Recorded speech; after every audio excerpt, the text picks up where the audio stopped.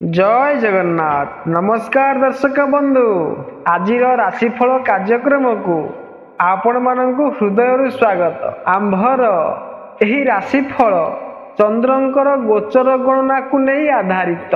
चंद्रंकर गोचर गणना आम जीवन उपरे बहुत प्रभाव पकाई थाए। आसंतु जानिबा आज दिन विषय रे। आज आश्विन मास 3 दिन सेप्टेम्बर 19 तारीख गुरुवार। आज तिथि नक्षत्र है आश्विन कृष्ण पक्ष द्वितीय तिथि राति 2:56 पर्यंत रहुची। उत्तर भाद्रपद नक्षत्र दिन 10:15 पर्यंत रहुची। मीन चंद्र अहोरात्र 60 दंड। आज घात चंद्र धनुराशिर। आज निषिद्ध खाद्य बृहत्ति बा बैती कखारु भोजन निषेध। आज शुभ बेला प्रातरु दिबा 7:13 मध्य, पुणी दिबा 1:37 पर 3:13 मिनिट मध्य। एथिला आज दिन विषय रे। आसंतु जानिबा समस्त 12टी राशिर राशिफल विषय रे। प्रथमे जानिबा मेष राशि विषय रे। आज आपण क्रोध एवं हताशार भावना निजर मन उपरे प्रभाव न पकाऊ सेथिपाई चेष्टा करिवे। शारीरिक स्वास्थ्य टिके खराब होई पारे। खाद्य पानीय उपरे ध्यान दियंतु। घर परिवार चिंता साथी रे खर्च मामला रे मध्य आज चिंतित रहिबे। निजर बाणी उपरे नियंत्रण रखंतु। आपणक परिश्रम व्यर्थ हेबा परि लागिबो। मध्याह्न परे मनरे फूर्ति एवं सतेज अनुभव करिवे। पारिवारिक वातावरण खुशी और आनंदपूर्ण रहिबो। मित्रमानंक सहित आनंदरे समय कटिबे। मातांक तरफरु लाभ हेबो। यात्रार जोग रहिछि। धन लाभ, उत्तम भोजन एवं भेट उपहार मिलिबारु आपण आनंदित रहिबे। ए थिला मेष राशि विषय रे। आसंतु जानिबा वृष राशि विषय रे। घर सज्जा उपरे विशेष ध्यान देबे। नुआ घर पाई द्रव्य किଣିବାର संभावना अछि। व्यापारी मानंक एवं चाकरी करुथिबा लोकमानंकर लाभ तथा पदोन्नतिर आशा रखि पारंती। पारिवारिक सुख शांतिर वातावरण रहिबो। सरकारी लाभ मिलिबो। आपणक मान सम्मान रे वृद्धि हेबो। आर्थिक लाभ मध्य हेबो। आज समस्त कार्य सुस्थता एवं सरलता पूर्वक संपन्न हेबो। परिवार रे खुशी एवं आनंदर महल रहिबो। चाकरी एवं व्यवसाय रे आपनकु लाभर समाचार मिलिबो। उच्च अधिकारी आपनक ठारू कार्य गुड़िकर प्रशंसा मिलिबो। वैवाहिक जोग रहिछि। महिला मित्र मानंकर विशेष लाभ हेबो। दाम्पत्य जीवन रे माधुर्यर आनंद नेबे। संतान मानंक तरफरु शुभ समाचार मिलिबो। आज मित्र मानंक सहित कोनोसी पर्यटन स्थल को बुलिबा को जिबे। ए थिला वृष राशि विषय रे। आसंतु जानिबा मिथुन राशि विषय रे। आज स्वभाव रे उग्रता एवं क्रोध रहुथिबा कारणरु आपणक काम करिबारे मन लागिबो नाही।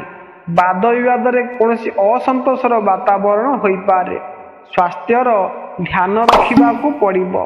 चाकरी क्षेत्र रे अवरोध आसिबारु निर्धारित कार्य संपूर्ण करि पारिबे नाही। धार्मिक यात्रार आयोजन हेबो। नुआ कार्य हाथ को नेबा हितकर हेबो नाही। बाहरर खाद्य खांतु नाही। क्रोध को नियंत्रण रखिबा पाई मौन व्रत अधिक भल प्रमाणित हेबो। धन खर्च होई पारे। शत्रु आपणक क्षति करि पारंती। एहार ध्यान रखिबे। निया एवं पानी को देखि करी समस्या सृष्टि होई पारे। एहार विशेष रूप रे ध्यान रखिबे। एथिला मिथुन राशि विषय रे। आसंतु जानिबा कर्कट राशि विषय रे। प्रणय, रोमांस, मनोरंजन एवं मौज मस्ती रे भरपूर रहिबो आजिर दिनटी। सार्वजनिक जीवन रे आपण महत्व प्राप्त करिवे। जश एवं कीर्ति रे वृद्धि हेबो। भागीदारी सहित लाभ हेबो। सुंदर वस्त्र किंबा वस्त्राभूषण क्रय करिवे। ଦାମ୍ପତ୍ୟ ସୁଖ ଏବଂ ବାହନ ସୁଖ ଭଲ ମିଳିବ। ମିତ୍ରମାନଙ୍କ ସହିତ ଯାତ୍ରା କରିବେ। ଜଗନ୍ନାଥଙ୍କର ଆଶୀର୍ବାଦ ଆପଣଙ୍କ ସହିତ ସମ୍ପୂର୍ଣ୍ଣ ଭାବରେ ଅଛି। ପାରିବାରିକ ଶାନ୍ତିର ମହଲ ଆପଣଙ୍କ ମନକୁ ସୁସ୍ଥ ରଖିବ। ନିର୍ଦ୍ଧାରିତ କାମରେ ସଫଳତା ମିଳିବ।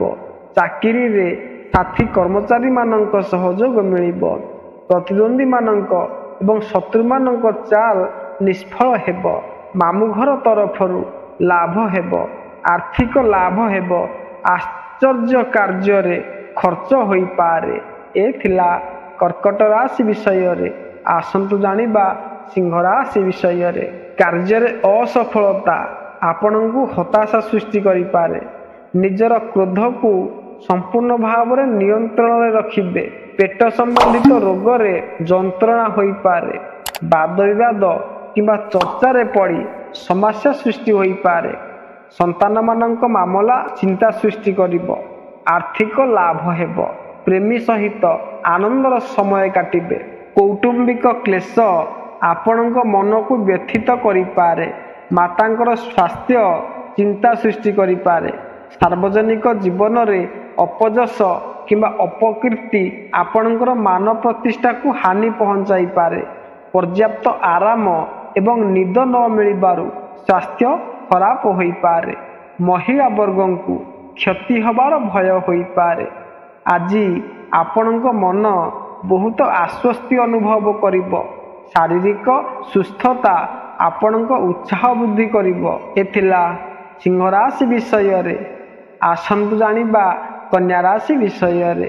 ଆଜି ଆପଣଙ୍କ ଖର୍ଚ୍ଚ ଯୋଗୁଁ ଅତିରିକ୍ତ କ୍ରୋଧ ଏବଂ ବାଣୀ ଉପରେ ନିୟନ୍ତ୍ରଣ ରଖିବା ପାଇଁ ଉପଦେଶ। କାହା ସହିତ ଯୁକ୍ତିର ଆଶଙ୍କା ଅଛି। ଆର୍ଥିକ ମାମଲାରେ ମଧ୍ୟ ଆଦାନ ପ୍ରଦାନରେ ସାବଧାନ ରହିବେ। ପାରିବାରିକ ସଦସ୍ୟମାନଙ୍କ ସହିତ ଝଗଡ଼ା ହୋଇପାରେ। ନକାରାତ୍ମକ ବିଚାର ମନ ଉପରେ ରହିବ। ଖାଦ୍ୟପେୟ ପ୍ରତି ଦାୟିତ୍ୱହୀନତା ଯୋଗୁଁ ସ୍ୱାସ୍ଥ୍ୟ ଖରାପ ହେବାର ଆଶଙ୍କା ରହିଛି। ଶତ୍ରୁ ଆପଣଙ୍କର କୌଣସି କ୍ଷତି କରିବାକୁ ଚେଷ୍ଟା କରିବେ। ଏହାର ବିଶେଷ ରୂପରେ ଧ୍ୟାନ ରଖିବେ। କ୍ରୋଧ ଓ ହତାଶାର ଭାବନା ନିଜର ମନ ଉପରେ ପ୍ରଭାବ ପକାଇପାରେ। ଶାରୀରିକ ସ୍ୱାସ୍ଥ୍ୟ ଆପଣଙ୍କର ଖରାପ ହୋଇପାରେ। ଆର୍ଥିକ ଚିନ୍ତା ଆପଣଙ୍କର ଲାଗି ରହିବ। ଅର୍ଥ ଅପଖର୍ଚ୍ଚ ବଢ଼ିବାରୁ ଆପଣଙ୍କର ମନ ଅଶାନ୍ତିର ଭାବ ସୃଷ୍ଟି ହେବ। ଏ ଥିଲା କନ୍ୟା ରାଶି ବିଷୟରେ। ଆସନ୍ତୁ ଜାଣିବା ତୁଳା ରାଶି ବିଷୟରେ। ଆଜିର ଦିନଟି ଆପଣଙ୍କ ପାଇଁ ଶୁଭ ଅଟେ। ପରିଜନ ତଥା ମିତ୍ରମାନଙ୍କ ସହିତ ସମାରୋହରେ ଉପସ୍ଥିତ ରହିପାରନ୍ତି। ନୂଆ କାର୍ଯ୍ୟର ପ୍ରାରମ୍ଭ କରିବା ପାଇଁ ଉତ୍ସାହ ରହିବ। କିନ୍ତୁ ଅତି ଉତ୍ସାହରେ କ୍ଷତି ନ ହେଉ ଏହାର ଧ୍ୟାନ ରଖିବେ। ଶାରୀରିକ ତଥା ମାନସିକ ସୁସ୍ଥତାର ଧ୍ୟାନ ରଖିବେ। ଆଜି ଧନ ପ୍ରାପ୍ତିର ଯୋଗ ରହିଛି। ଶାରୀରିକ ତଥା ମାନସିକ ରୂପରେ ଆଜି ଆପଣ ବ୍ୟଗ୍ର ରହିପାରନ୍ତି। ଚିନ୍ତାର କାରଣ ମାନସିକ ଭାର ରହିପାରେ, ଯାହାକି ଆପଣଙ୍କୁ ମାନସିକ ରୂପରେ ଅସୁସ୍ଥ ରଖିପାରେ। ପରିବାରଜନମାନଙ୍କ ସହିତ ମଧ୍ୟ ମନୋମାଳିନ୍ୟ ହେବାର ପ୍ରସଙ୍ଗ ବନିପାରେ। ମଧ୍ୟାହ୍ନ ପରେ ଘରର ବାତାବରଣ ବିଗିଡ଼ିବାର ଆଶଙ୍କା ମିଳେ। ସଫଳତାର ପ୍ରାପ୍ତି କମ୍ ହେବାରୁ ଆର୍ଥିକ ସଙ୍କଟର ଚିନ୍ତା ରହିବ। ଏ ଥିଲା ତୁଳା ରାଶି ବିଷୟରେ। ଆସନ୍ତୁ ଜାଣିବା ବିଛା ରାଶି ବିଷୟରେ। ଅବିବାହିତମାନଙ୍କୁ ଯୋଗ୍ୟ ଜୀବନସାଥୀ ମିଳିବାର ଯୋଗ ରହିଛି। ଧନ ପ୍ରାପ୍ତି ପାଇଁ ଦିନଟି ଶୁଭ ଅଟେ। ମିତ୍ରମାନଙ୍କ ଅଚାନକ ସାକ୍ଷାତ ଆନନ୍ଦଦାୟୀ ରହିବ। ମିତ୍ରମାନଙ୍କ ଠାରୁ ଲାଭ ହେବ ଏବଂ ସନ୍ତାନ ପକ୍ଷରୁ ଭଲ ସମାଚାର ମିଳିବ। ବ୍ୟାପାର କିମ୍ବା ଚାକିରିରେ ଲାଭ ହେବ। ଆୟରେ ବୃଦ୍ଧି ହେବ। ବୈବାହିକ ସୁଖର ଅନୁଭୂତି ହେବ। ଆଜି ଦିନଟି ଆପଣଙ୍କ ପାଇଁ ବେଶ ଭଲ ରହିବ। ଆପଣ ପ୍ରତ୍ୟେକ କାମକୁ ସରଳତାରେ ସମ୍ପନ୍ନ କରିପାରିବେ। ଚାକିରିରେ ଆପଣଙ୍କର ଉଚ୍ଚ ଅଧିକାରୀମାନେ ଖୁସି ରହିବେ। ଆପଣଙ୍କ ପ୍ରମୋସନର ଯୋଗ ରହିଛି। ଉଚ୍ଚ ଅଧିକାରୀମାନଙ୍କ ସହିତ ମହତ୍ତ୍ୱ କଥା ଗୁଡ଼ିକରେ ଚର୍ଚ୍ଚା ହେବ। ପରିଜନମାନଙ୍କ ସହିତ ମୁକ୍ତ ମନରେ କଥା ହେବେ। ମାତାଙ୍କ ସହିତ ସମ୍ବନ୍ଧ ଭଲ ରହିବ। ସରକାରୀ ଲାଭ ହେବ ଏବଂ ସ୍ୱାସ୍ଥ୍ୟ ଭଲ ରହିବ। ଏ ଥିଲା ବିଛା ରାଶି ବିଷୟରେ। ଆସନ୍ତୁ ଜାଣିବା ଧନୁରାଶି ବିଷୟରେ ଆଜି ଆପଣଙ୍କ ଦିନଟି ମଧ୍ୟମ ଫଳଦାୟୀ ରହିବ। ପୂର୍ବ ନିର୍ଦ୍ଧାରିତ କାମ ଆଡ଼କୁ ଆପଣଙ୍କ ପ୍ରୟାସ ରହିବ। ଆପଣଙ୍କ ବ୍ୟବହାର ନ୍ୟାୟପୂର୍ଣ୍ଣ ରହିବ। ଆଜି ଆପଣ ଧାର୍ମିକ ଏବଂ ମାଙ୍ଗଳିକ କାର୍ଯ୍ୟରେ ବ୍ୟସ୍ତ ରହିବାର ସମ୍ଭାବନା ଅଛି। ଆଜି କ୍ରୋଧର ମାତ୍ରା ଅଧିକ ରହିବ, ଏଥିପାଇଁ ସାବଧାନ ରୁହନ୍ତୁ। ବାଣୀ ଉପରେ ନିୟନ୍ତ୍ରଣ ରଖିବେ। ବିଦେଶରେ ରହୁଥିବା ବନ୍ଧୁମାନଙ୍କର ଭଲ ସମାଚାର ମିଳିବ।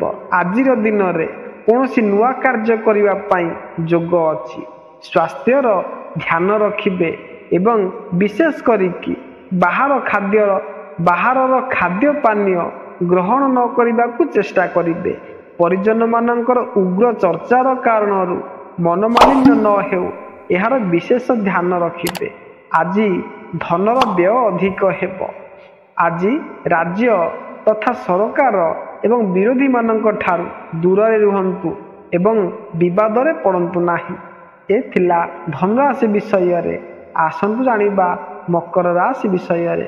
ଆଜି ଆପଣଙ୍କ ଦିନଟି ଆମୋଦ ପ୍ରମୋଦରେ ବିତିବ। ପ୍ରଣୟ ପାଇଁ ଆଜିର ଦିନଟି ଭଲ ଅଟେ। ମିତ୍ର ଏବଂ ପରିଜନ ଆପଣଙ୍କ ଯାତ୍ରାକୁ ଆନନ୍ଦରେ ଭରିଦେବେ। ନୂଆ ବସ୍ତ୍ର କ୍ରୟ କରିବାର ଯୋଗ। ମନ ଆପଣଙ୍କର ପ୍ରଫୁଲ୍ଲିତ ରହିବ। ମାନ ସମ୍ମାନ ମଧ୍ୟ ମିଳିବ। ଭଲ ଭୋଜନ ଏବଂ ବୈବାହିକ ସୁଖ ଅନୁଭୂତି ହେବ। ଆଜି ଆପଣ ଅନିଶ୍ଚିତତା ଏବଂ ସୁଖ ଶାନ୍ତି ସହିତ ଘରେ ସମୟ ବିତାଇବେ। ଶାରୀରିକ ତଥା ମାନସିକ ପ୍ରସନ୍ନତା କାର୍ଯ୍ୟ କରିବାରେ ଉତ୍ସାହ ପ୍ରଦାନ କରିବ। ଅଫିସରେ ସହକର୍ମଚାରୀଙ୍କ ସହାୟତା ପାଇ ବହୁତ କାର୍ଯ୍ୟ ସମ୍ପୂର୍ଣ୍ଣ କରିବେ। ଆଜି ଆପଣ ଧାର୍ମିକ ଏବଂ ମାଙ୍ଗଳିକ କାର୍ଯ୍ୟ କରିପାରନ୍ତି। ଆଜି ଆପଣ ଏକ ଦର୍ଶନୀୟ ସ୍ଥାନକୁ ବୁଲିବାକୁ ଯିବେ ଏବଂ ବହୁତ ଆନନ୍ଦ ନେବେ। ଏ ଥିଲା ମକର ରାଶି ବିଷୟରେ। ଆସନ୍ତୁ ଜାଣିବା କୁମ୍ଭ ରାଶି ବିଷୟରେ। ଆଜି ଆପଣ ବୌଦ୍ଧିକ ତଥା ଲେଖନ କାର୍ଯ୍ୟଗୁଡ଼ିକରେ ସକ୍ରିୟ ରହିବେ। ନୂଆ କାର୍ଯ୍ୟର ପ୍ରାରମ୍ଭ ପାଇଁ ଦିନଟି ଭଲ ଅଟେ। ଲମ୍ବା ଯାତ୍ରା କିମ୍ବା ଧାର୍ମିକ ସ୍ଥଳର ଯାତ୍ରା କରିପାରନ୍ତି। ବ୍ୟବସାୟରେ ଲାଭର ସୁଯୋଗ ମିଳିବ। ବିଦେଶରେ ରହୁଥିବା ମିତ୍ର କିମ୍ବା ସ୍ନେହିଜନମାନଙ୍କର ଭଲ ସମାଚାର ମିଳିବ। ବ୍ୟବସାୟ ଏବଂ ଚାକିରି ସହକର୍ମୀମାନଙ୍କ ତରଫରୁ ସହଯୋଗ କମ୍ ମିଳିବ।